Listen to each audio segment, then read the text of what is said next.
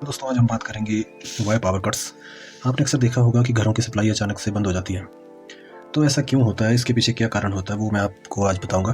तो इसके पीछे का जो कारण है वो मुख्यतः दो कारण इसके पीछे होते हैं। सबसे पहला जो है वो है प्लांट शटडाउन और दूसरा है फॉल्ट इन लाइन। तो प्लांट शटडाउन और फॉल्ट इन लाइन की वजह से ही हमारे सारे पावर कट्स होते हैं। अब प्लांट शटडाउन क्या होते हैं, तो प्लांट शटडाउन का मतलब क्या है। प्लांट शटडाउन जो होते हैं, मान लीजिए आपके पास कोई 3 फेज एचटी लाइन है।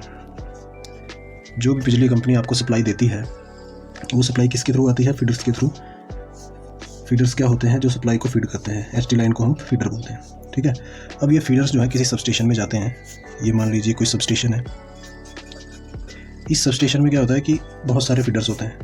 जैसे एक फीडर ये है, दूसरा ये है, ऐसे इसमें फीडर्स होते हैं।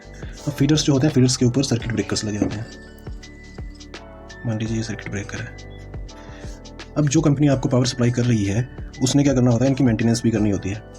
जैसे किसी कंडक्टर कोई ख़राब हो गया है तो उसको ठीक करना है, या कोई इंसुलेटर ख़राब है उसको ठीक करना है, या किसी ट्रांसफार्मर में कोई फॉल्ट आ गया है उसको ठीक करना है। तो उसके लिए ये क्या करते हैं, ये जो सर्किट ब्रेकर्स होते हैं, इन सर्किट ब्रेकर्स को ऑपरेट करते हैं, इनको ओपन करते हैं, और जिससे हमारा जो सप्लाई है वो बंद हो जाती है। जैसे कि अगर ये इनकमिंग सप्लाई है, इस फीडर को हम इनकमर बोलें अगर, तो अगर ये सर्किट ब्रेकर ऑपरेट होते हैं और यहाँ से ओपन होती है ये सर्किट ब्रेकर्स, तो उससे क्या होगा कि आगे की पूरी सप्लाई जो है इस पूरे सबस्टेशन की वो ऑफ हो जाएगी। अब सप्लाई ऑफ होने के बाद जो भी इसमें काम होना है, मेंटेनेंस जो भी होनी है, वो सारी हम कर सकते हैं।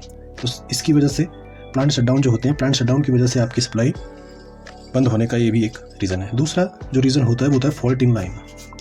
अब फॉल्ट इन लाइन क्या होता है, मान लीजिए आपके पास एक दूसरी कोई लाइन है, जो फीडर्स हैं वो ऐसे इसके थ्रू सप्लाई आपके घर में आ रही है, ठीक है। यहाँ पे कोई पोल लगा है, इस पोल के ऊपर ये लाइन्स है। तो होता क्या है कि मान लीजिए ये जो ये कंडक्टर है, ये RYV 3 फेज लाइन है। ये कंडक्टर है, ये टूट के नीचे गिर गया।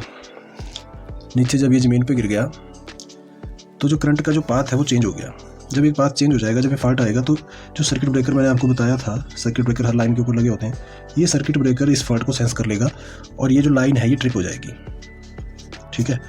तो जब भी कोई फॉल्ट आएगा तब ये लाइन जो है वो ऑटोमेटिकली ट्रिप हो जाएगी और सप्लाई जो है वो ऑफ हो जाएगी। सप्लाई क्या है, ऑफ हो जाएगी आपकी। पे फॉल्ट कई टाइप्स के होते हैं। जैसे मान लीजिए कंडक्टर टूट के नीचे गिर गया, या इस लाइन के ऊपर कोई पेड़ गिर गया तो ये शॉर्ट हो जाएगी। शॉर्ट होगी तो सर्किट ब्रेकर जो लगा है इसके पीछे, ये इस चीज़ को सेंस कर लेगा और इस लाइन को बंद कर देगा। एक रीज़न इसका और होता है, मान लीजिए आपकी बारिश हो रही है, रेन, ठीक है। और रेनी सीजन में क्या होता है, बिजली अगर आसमानी बिजली इस लाइन के ऊपर गिरती है तब भी ये सर्किट ब्रेकर जो है इसको सेंस कर लेते हैं और पूरे सर्किट को ट्रिप कर देते हैं।